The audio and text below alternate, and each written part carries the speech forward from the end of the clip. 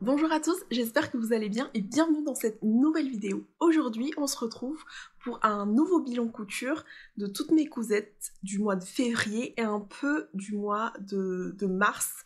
D'ailleurs, on va commencer tout de suite par les cousettes du mois de mars parce que c'est tout frais. Je viens de terminer de les coudre hier, donc c'est parti. Il s'agit de la housse de ma machine à coudre. Cette année, je voulais changer. Vous savez, la housse en plastique qui est fournie avec la machine, eh bien j'en avais marre de l'avoir et en plus de cela, il était un tout petit peu petit parce que je rajoutais eh bien la rallonge de ma table de machine rangée avec et c'était un peu trop serré. En plus, on va pas se mentir, c'était blanc, c'était moche, c'était en plastique, donc je voulais la changer. Pour cela, eh bien j'ai juste pris des mesures, je vous mettrai ici les mesures sur lesquelles je m'étais basée pour faire la housse. Donc là, ce sont des mesures avec les marges comprises pour faire cela, et j'ai utilisé un tissu extérieur assez joli que j'ai voulu matelacer. Donc j'ai utilisé aussi de la watine ou de la watt, je sais pas, mais en tout cas pour faire le matelassage, et ensuite une doublure qui est un tissu en coton tout blanc, tout simple. Je vous montre tout ça tout de suite.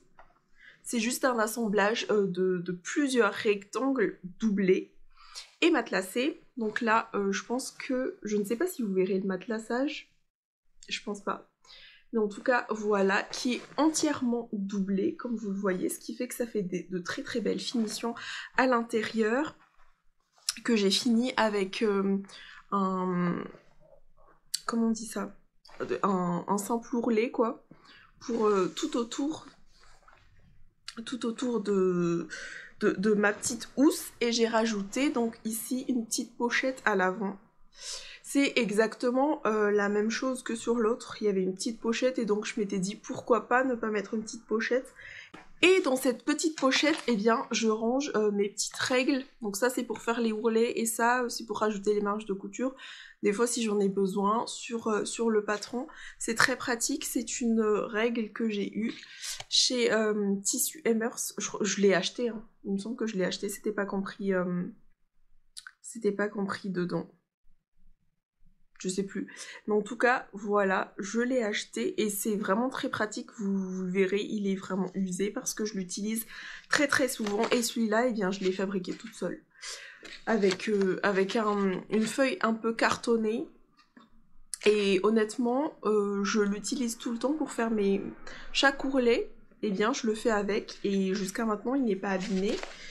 Et la dernière chose que je range dedans, eh bien, c'est mon nouveau carnet de couture de cette année. Je commence à peine à le remplir. Donc voilà, j'essaie d'y mettre tous les tissus, d'y répertorier tous les tissus que j'ai en stock. Du moins, j'y ai mis tous les tissus qui sont encore des coupants intacts pour la plupart. Donc notamment celui-ci que j'ai utilisé pour la housse de ma machine. Donc elle est répertoriée là-dedans. Et voilà, et j'ai bien sûr rajouté une petite étiquette Handmade with Love juste là. Et j'en suis très très fière. Comme j'avais un coupant assez conséquent, il me semble que c'est un coupant qui mesure presque 2 mètres sur un peu moins de 80 cm de largeur, j'ai pu me fabriquer cette housse dans laquelle je mets toutes mes règles, parce qu'avant, eh bien, je l'accrochais avec le plastique qui était là, je mettais une épingle et je l'accrochais sur mon meuble qui est juste à côté, et comme vous le voyez là, ça se casse tout le temps, ça tombe tout le temps, et là je m'étais dit pourquoi pas faire une petite housse. J'ai rajouté des lanières pour l'accrocher à ma bibliothèque, et franchement c'est vraiment trop trop beau et trop pratique. Je suis très contente d'avoir pensé à ça. Je n'ai pas de mesure à vous donner parce que j'ai juste posé les règles sur mon tissu, et j'ai utilisé au fait le reste du coupon. J'ai eu beaucoup de chance parce que j'ai pu faire de belles finitions parce que j'avais encore un tissu assez large, donc j'ai pas tout doublé, mais j'ai doublé au moins la partie visible, quoi. Et encore une dernière réalisation, donc dans ce coupon, je ne peux pas vous la montrer ici, mais je mettrai des photos. J'ai enfin changé la housse de ma table à repasser. Elle était toute sale, toute déchirée, et en plus de cela, l'éponge qu'il y avait dedans était vraiment très... L'éponge était toute fine. J'ai donc changé la housse, j'ai utilisé exactement le même tissu. Encore une fois, j'ai pas de mesure à vous donner parce que j'ai juste posé le tissu et j'ai tracé par-dessus la table à repasser, et j'ai eu un tout petit peu chaud parce que, eh bien, c'est rentré pile poil. Je n'ai pas mis assez de marge de couture, je pense, pour que ça puisse bien s'étirer en bas, mais bon, j'ai pas de soucis, hein, mais c'est juste que j'ai oublié de mettre un peu plus de marge de couture, d'autant plus que j'ai rajouté un peu d'épaisseur sur la table à repasser, toujours avec ma Watine, donc je vous laisse les photos juste à côté, mais ce sont les cousettes que j'ai réalisées hier, et j'en suis très fière. Il y a pas mal de cousettes qui font partie de mes Make 9 2025, je vous mettrai la vidéo juste ici, dans laquelle je vous parle de ces fameux Make 9, mais on a en premier lieu, eh bien, le Sweat Charlie que j'ai réalisé en version crop. Je mettrai des photos portées évidemment, que j'ai réalisé donc en version crop dans ce tissu que j'avais acheté chez Rascol. C'est un tissu sweat champagne qui est légèrement fin, donc idéal pour la saison qui arrive là.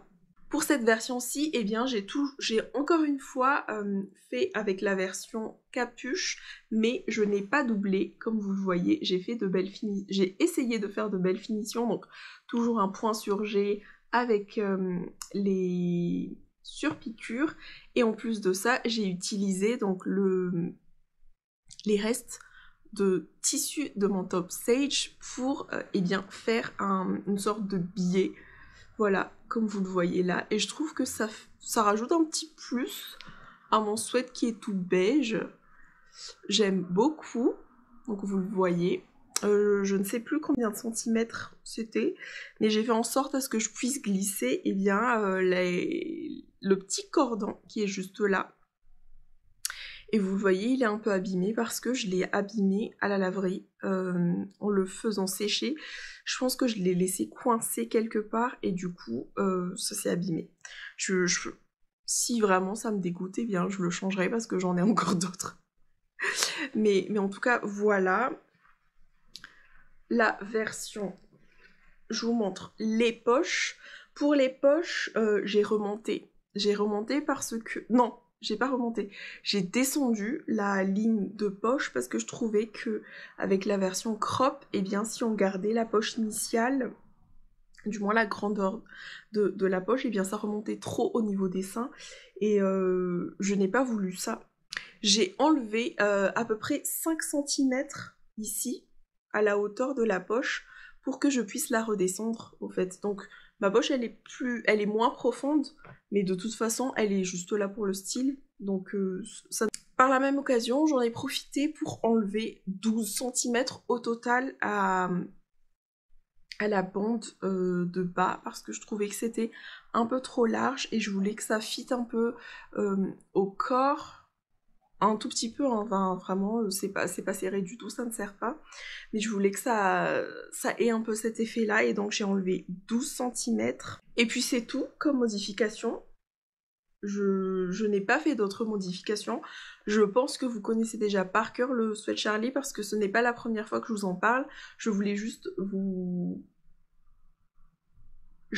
préciser ces petites modifications, c'est pour ça que je suis restée un peu plus longtemps sur ça, mais sinon vraiment vous connaissez déjà par cœur ce sweat. D'ailleurs je porte un Sweat Charlie ici avec la version avec col, et voilà. Une autre réalisation qui fait partie de mon Make 9, il s'agit de ce jean qui est un patron du livre L'Atelier du Jean. C'est un livre que j'aime beaucoup, je vous en ai déjà parlé plusieurs fois, et j'ai choisi le modèle donc du jean Mom, qui est le modèle 258 dans le livre.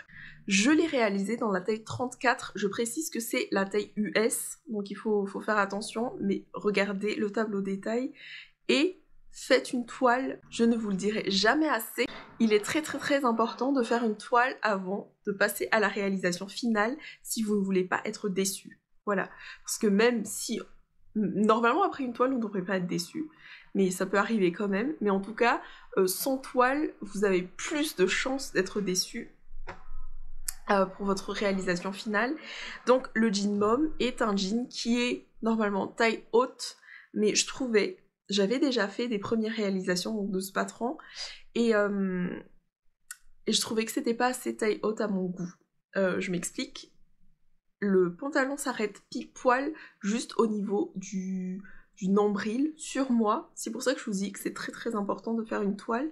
Sur moi il s'arrête au niveau du nombril et moi je voulais qu'il remonte un tout petit peu parce que ma taille marquée, même si j'ai pas beaucoup de taille marquée, se trouve un petit peu plus haut que mon nombril, et j'ai décidé de rajouter 3 cm à la hauteur de la fourche, que ce soit devant ou dos, pour ce patron.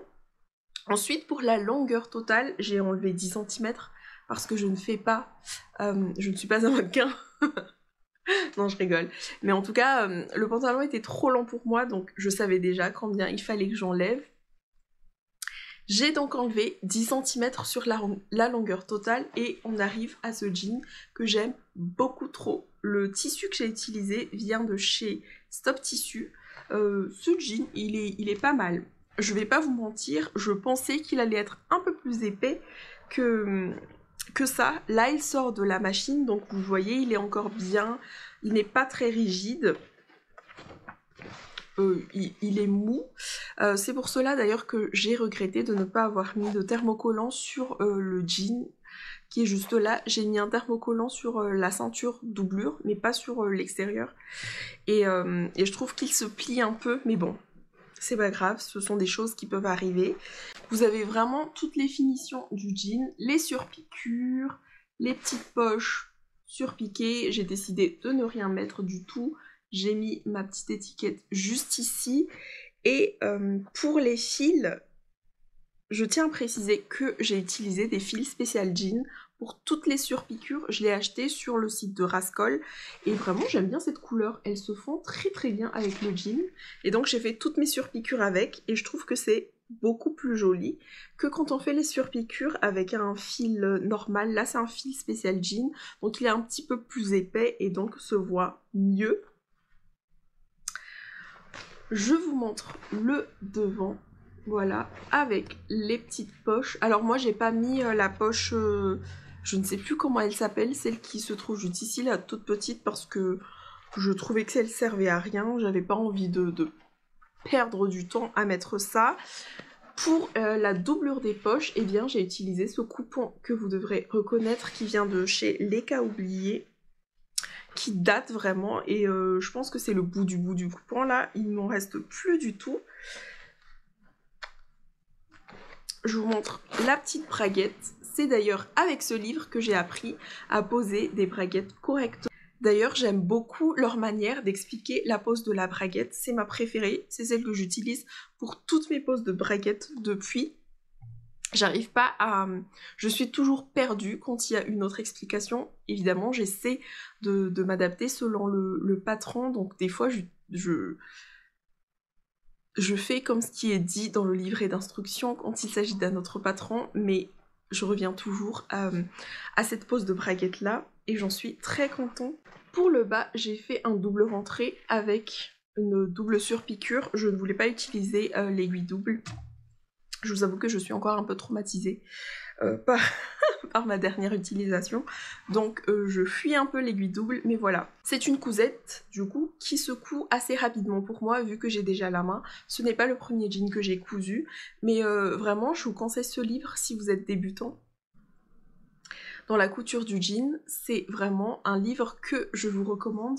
Il est accessible.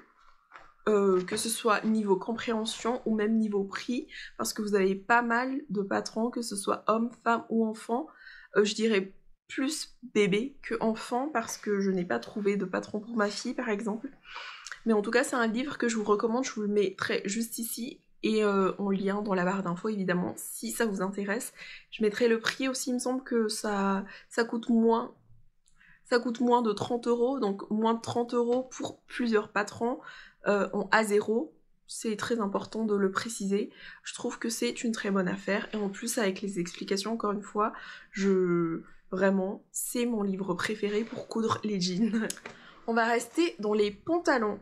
C'est encore une fois une réalisation que j'avais notée dans mes Make 9. C'est un pantalon pour monsieur, donc qui est issu du livre que je vous mettrai juste ici. C'est un pantalon assez standard. Je vous mettrai la photo juste là encore une fois.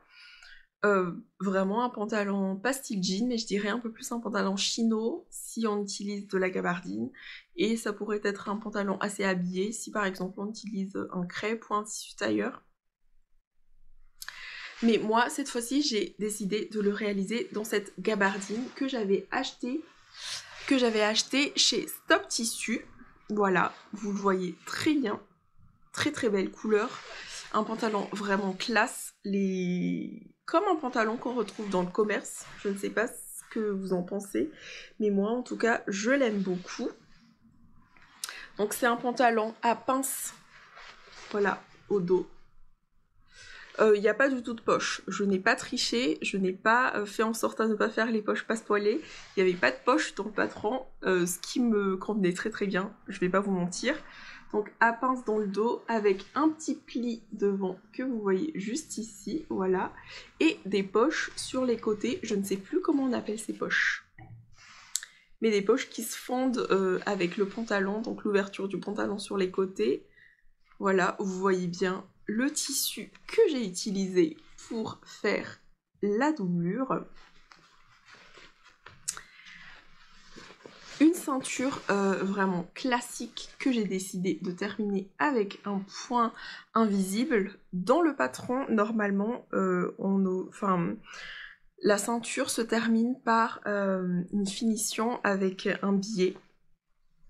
J'aurais dû gancer les coutures, mais moi j'avais envie de le terminer avec un point invisible et je trouve vraiment que ça le fait, voilà. La braguette, voilà, qui est juste ici. Toujours la même technique, cette fois-ci je n'ai même pas pris le temps de regarder comment se posait la braguette dans le livre. J'étais directement partie sur le même montage que mon jean de tout à l'heure. La seule différence est que je n'ai pas fait de surpiqûre sur la braguette parce que je voulais un rendu un peu plus classe, et je trouvais que la partie surpiquée rendait le pantalon moins chic. Je ne sais pas ce que vous en pensez. Je dis ça et ensuite, eh bien, j'ai surpiqué mes petits passants. Mais bon, après, ils se voient pas trop. Quand on regarde comme ça, on voit pas que les passants sont surpiqués. Mais voilà, c'est vrai que c'est pas très cohérent. Et je vous montre l'intérieur. J'ai fait des points sur G partout. Voilà.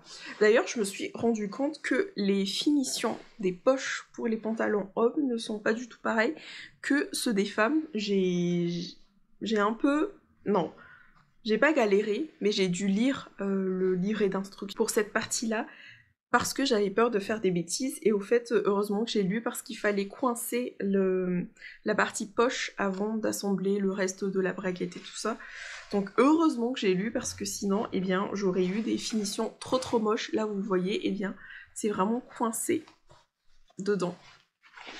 Et après, c'est fini. Donc toute cette partie-là, je l'ai fait avec des points sur G, vous le voyez. Et le reste du pantalon, donc assemblage des côtés, j'ai fait avec un point, des coutures anglaises, pas un point, des coutures anglaises. Pareil pour le dos. D'ailleurs, le dos, j'ai fait une couture de renfort, donc je suis passée 2 fois sur la fourche dos pour qu'elle ne craque pas, parce que c'est un problème récurrent sur les pantalons que je couds. Il arrive que au niveau du dos, eh bien, ça craque. Donc pour éviter ça, et bien maintenant, je fais toujours des coutures anglaises avec ce petit renfort là pour éviter que ça craque. Voilà. Pour éviter tout accident, soit je fais donc couture anglaise et tout ça, soit je fais une surpiqûre comme sur le jean. Ça dépend du modèle que je couds, mais en tout cas, ce sont les finitions que j'ai choisies. Et enfin, pour les ourlets, j'ai fait un point à la main. J'ai pas fait un double rentré parce que je trouve que sur ces pantalons là, faire un double rentré, avec le double rentré, pardon, on voit trop la surépaisseur. Et là, on le voit moins. Donc, je m'étais dit, pourquoi pas laisser donc le point sur G et faire des finitions à la main. Et je trouve que c'est beaucoup plus joli. Vraiment, je suis très très contente de ce pantalon. Je ne sais pas si j'aurai des photos portées. J'essaierai de faire des photos portées. Mais si c'est pas le cas, eh bien, je vous mettrai la photo du pantalon. Voilà. Dernière cousette de mon Make 9, il s'agit de la salopette pour ma fille, que je vous montre juste ici. J'espère que vous la verrez vu que je suis en rose. C'est le patron La Môme de chez August & June. Je vous l'avais dit dans le tag couture que j'ai délaissé le patron de chez Tape à l'œil pour passer à la version adulte. Et d'ailleurs, en faisant les recherches sur les informations à donner sur le patron d'August & June, j'ai vu que ce patron-ci a été conçu spécialement pour faire des looks matchy-matchy avec son enfant. Je ne savais pas. Vraiment, quand j'ai téléchargé le patron, j'avais pas pris la peine de lire tout ce qui était écrit sur le blog pour la création de ce dernier. Et je regrette parce que en fait c'est une anecdote assez mignonne et vraiment je suis contente de l'avoir découvert après coup. Mais en tout cas, le patron La Môme était conçu pour faire des looks matchy-matchy avec le patron de chez Tape à l'œil, donc mère et fille, mais bon, moi je ne porte pas de salopette, donc c'est pas grave, ça sera pour ma fille, elle va grandir avec les deux patrons du coup. Donc je l'ai cousu dans ce crêpe de chez Stop Tissu, je l'ai fait en rose comme ça, je n'ai pas fait les poches arrière. Je n'ai pas fait les poches arrière parce que je trouve que dans un tissu un peu fluide comme ça, les poches arrière donneraient un rendu assez bizarre au patron, aux vêtements, pardon. Et je voulais éviter ça. Et puis de toute façon, ma fille ne met rien dans ses poches arrière. Donc voilà, c'est pas trop grave. En plus, dans un tissu comme ceci, la salopette devient un peu classe, je trouve. Vraiment, elle l'a porté pour un événement où il ne fallait pas venir en jean, je pense, et c'est ce qu'elle a porté. Et je trouve que ça se prêtait bien à la situation. La salopette La Môme est donc une salopette toute simple avec deux poches avant, une poche au niveau du haut. Elle est entièrement doublée en haut, avec des petites bretelles comme ceci, voilà. Là, vous voyez la doublure, hop, du dos que j'ai fait exactement dans le même tissu. Vous voyez les points à la main que j'ai faites, je pense que je les ai fait trop grossièrement, du coup ça se voit beaucoup derrière, mais bon, c'est pas trop grave. Et celle de devant, eh bien j'ai utilisé ce tissu qui est un tissu... Oh, je suis dégoûtée, il commence déjà à s'abîmer. Justement, c'est pour ça que je ne l'ai plus utilisé. C'est un tissu que j'avais acheté au marché. Je ne sais plus, il y a très très très longtemps, c'est quand je faisais encore les marchés de Creil, pardon. Et vraiment, c'est pour les mêmes raisons que j'ai dû jeter un vêtement. Donc là, je suis un tout petit peu dégoûtée. Je ne sais pas comment je vais rattraper ça. J'ai pas envie qu'il se déchire. Mais là, vous verrez vraiment, c'est un tissu nul. Vraiment nul. C'est pour ça que je l'utilise comme doublure. Mais donc, je l'ai entièrement doublé à l'intérieur. Je voulais utiliser un autre tissu. Vraiment un tissu contrastant, mais quand même complémentaire avec le tissu principal. Parce que je trouvais que ça faisait joli. Vraiment, là, vous voyez un peu le tissu à l'intérieur, et je trouve que ça fait vraiment joli. Je ne sais pas ce que vous en penserez, mais en tout cas moi j'aime beaucoup. Et j'ai fait exactement pareil avec les poches, je les ai doublées avec le même tissu, que ce soit pour la poche ici ou hop de ce côté. Comme je voulais pas faire de point sur G, et bien j'ai doublé. Voilà pourquoi j'ai doublé, et je trouve que c'est très très bien fini. Voilà, comme ça, c'est bien fini comme ça. À l'intérieur, évidemment, j'ai fait des points sur G pour le reste, parce que, comme vous le savez, quand j'utilise des tissus crêpes comme ça, je n'aime pas faire des coutures anglaises. Comme ça tient pas très bien, ça ne marque pas au fer. Je trouve que c'est un peu difficile de réaliser les coutures anglaises. J'ai toujours du mal et donc maintenant je privilégie le point sur G, voilà.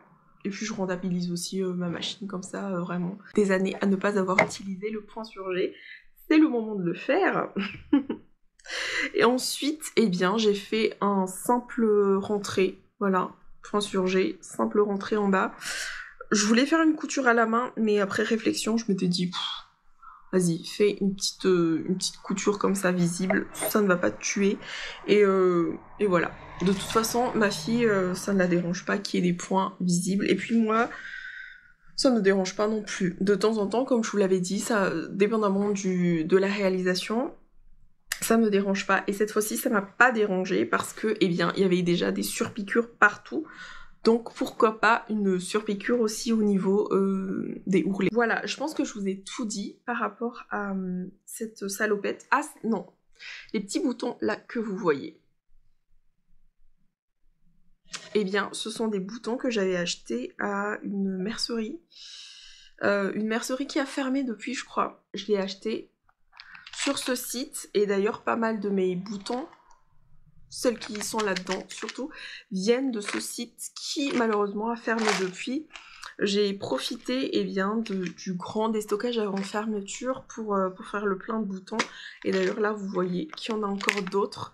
Mais vraiment j'aime trop ces boutons et ça rappelle bien les fleurs qu'il y a à l'intérieur de...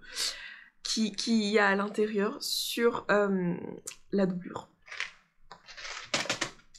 Je pense que j'ai tout dit sur cette combinaison, sur cette salopette, pardon. Si vous avez des questions sur toutes les cousettes que je vais vous montrer, n'hésitez pas à me les poser dans les commentaires. Je sais que parfois j'oublie de dire des choses importantes, j'essaie de me les noter sur les côtés quand j'y pense lors du montage, mais vraiment n'hésitez pas si vous avez des questions, peu importe ce que c'est dans les commentaires, ça me fera plaisir de vous répondre. On passe maintenant à la dernière cousette de ce bilan couture et il s'agit du premier test de cette année 2025. Premier test en tant que testeuse et aussi premier test d'un patron. Parce que je n'avais jamais cousu de patron de cette marque. Il s'agit donc de Prune de chez Evelyn Patterns. J'ai été testeuse pour Evelyn Patterns au mois de février et donc j'ai pu coudre ce magnifique cardigan. C'est un cardigan à deux options. Soit on peut le coudre en version crop, soit en version longue. Cette fois-ci, je l'ai réalisé donc en version crop. Je l'ai cousu dans la taille 44. Je tiens à préciser que ce cardigan est fait pour être loose. Donc c'est pour ça que j'ai pu choisir la taille 44. Normalement, en regardant les tableaux des tailles, j'aurais dû faire une taille 46, mais après avoir réalisé la toile, j'ai décidé de me coudre la taille 44. Je tiens à préciser aussi que le choix du tissu joue beaucoup dans le rendu final du vêtement, de ce vêtement en question en tout cas, vu que c'est un vêtement assez oversize. La maille que j'ai choisie est assez mou, donc il tombe beaucoup. C'est pour ça que la taille 44, j'aurais même pu, je pense, faire la taille 42. Mais bon, on va pas exagérer non plus. Donc je disais, le choix du tissu est très très important. Si vous choisissez un tissu mou comme le mien, faites votre toile dans un tissu similaire. Parce que si vous le faites dans un tissu assez rigide, eh bien ça pourrait fausser le résultat final. Donc faites une toile et faites une toile dans un tissu similaire à votre tissu final. Je pense que c'est écrit dans tous les livrets. Je tiens quand même à appuyer sur ce point-là parce que vraiment j'étais étonnée de voir les différences entre la taille 46 et la taille 44. Moi qui ai l'habitude de coudre une taille 46, eh bien elle était 2 fois trop grande pour moi. Donc je disais, c'est un cardigan. Donc j'ai cousu la version crop avec les petits boutons que vous voyez juste ici. Voilà. Un cardigan vraiment tout simple avec les épaules tombantes. Le petit collerait juste ici. Je sais pas si c'est un col. Enfin si, c'est un empiècement que vous venez rajouter, donc oui, moi j'appelle ça un col. Et la partie pâte de boutonnage et tout ça. Il n'y a pas beaucoup de difficultés sur ce patron. Vraiment, je mettrai le niveau de difficulté là si c'est mentionné. Mais en tout cas, vraiment, c'est un cardigan très très facile à coudre. Surtout si vous débutez dans la maille. Vraiment, moi j'ai rien à dire. Au niveau des épaules, on nous dit de mettre de la laminette quand on coud la maille pour éviter que ça s'allonge. Donc moi j'ai posé ma laminette. Ce n'est pas la première fois que je pose une laminette, je l'ai déjà fait lors de la réalisation de mon seul et unique maillot de bain. Mais voilà, donc j'étais déjà familière à la pose de laminette, mais sinon c'est très bien expliqué. Hein. Et vraiment, je ne sais pas quoi d'autre dire. Donc voilà, je vous mettrai bien sûr les dessins techniques juste ici avec évidemment les photos portées de ce vêtement. Mais c'est un cardigan qui se réalise très très rapidement. Il me semble que j'ai pris 3-4 heures à réaliser ce projet. Voilà, c'est tout pour cette vidéo. J'essaie de faire des petites vidéos comme ça avec 5-6 pièces maximum pour ne pas avoir des bilans couture trop lents. Là, là je suis à jour. Je suis à jour parce que ce sont des cousettes que j'ai réalisées au mois de février et début mars pour les premières cousettes que je vous ai montrées. Donc j'essaierai de faire maintenant un bilan couture par mois. Du moins, c'est mon souhait. Merci d'être resté avec moi jusqu'à la fin. N'hésitez pas à mettre un petit j'aime et à me laisser un petit commentaire pour me soutenir, de me suivre sur Instagram. Je mettrai mon compte juste ici. Et moi je vous dis à bientôt pour une nouvelle vidéo. Bonne journée ou bonne soirée. Bye!